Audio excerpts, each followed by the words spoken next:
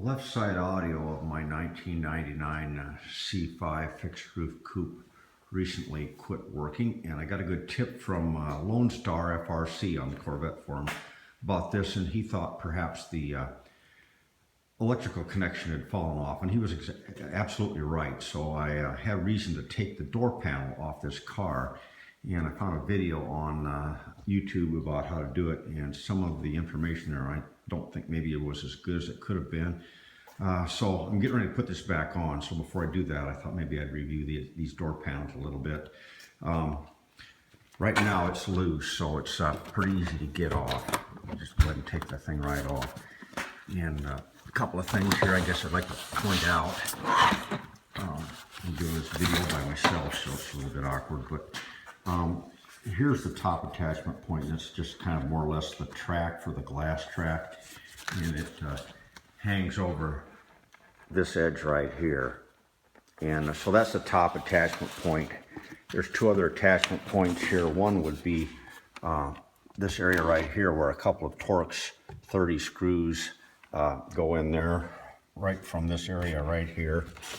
The other side of the panel is right behind the handle for the door, and that plastic cover pops off really easily there. And the third attachment point are 6 places where these pins fit in there, and the pins kind of have a little bit of like an alligator skin or something like that. I tried popping this off when it was about 50 degrees in the shop, and ended up breaking one place right here, and I epoxied it back together.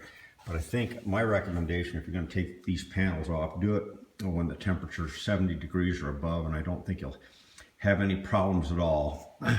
Another thing that I saw on the internet in a couple different places was advice to take this door switch out right here and then disconnect the connector while the panel's still on the door. And I think really, I guess I'd term that bad advice.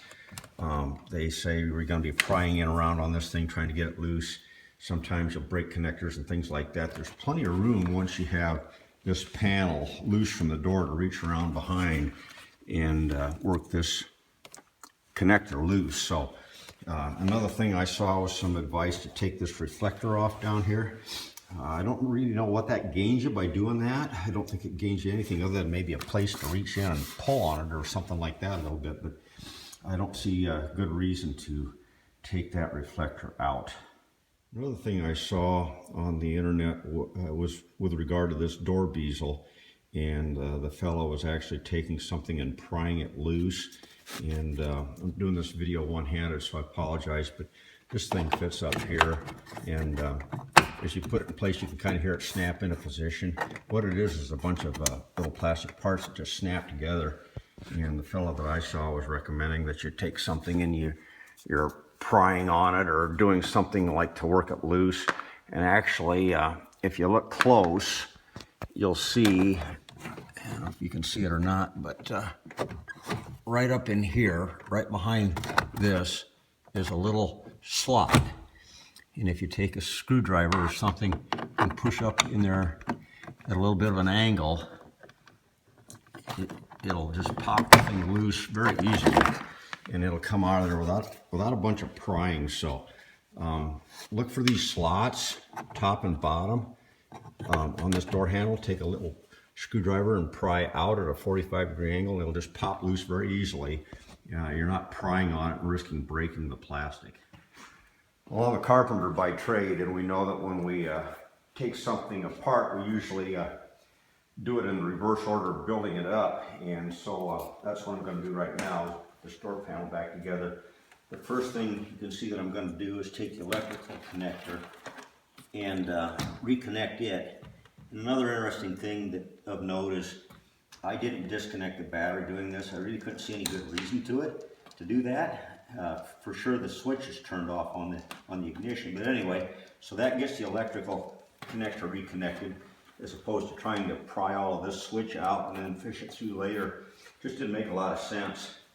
So the next thing I'm going to do is hang this thing up at the top attachment point. It just hangs on the door. You get a little wiggle back and forth. It just kind of centers it itself. And if you're worried at all about figuring out where it goes, just look for these little pins that should made up of the little male and female operation right there. So it's attached on top, and then you just start those things in. Make sure they're all lined up right.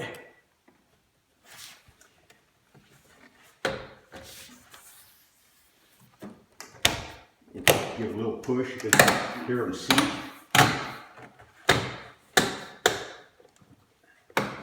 It's all good stuff. So at that point, the only thing left to do is run these Torx screws in right there and there. Take and put the cover back on and put the reflector back in that I didn't need to remove in the first place. So that's about it. The other thing is this cover for the door handle.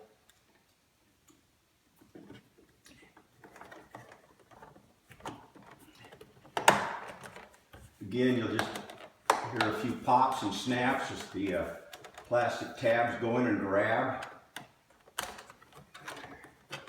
And again, if you're ever going to take that off, I would recommend against trying to use something like this and popping it loose. All it takes is a screwdriver right up here through those slots.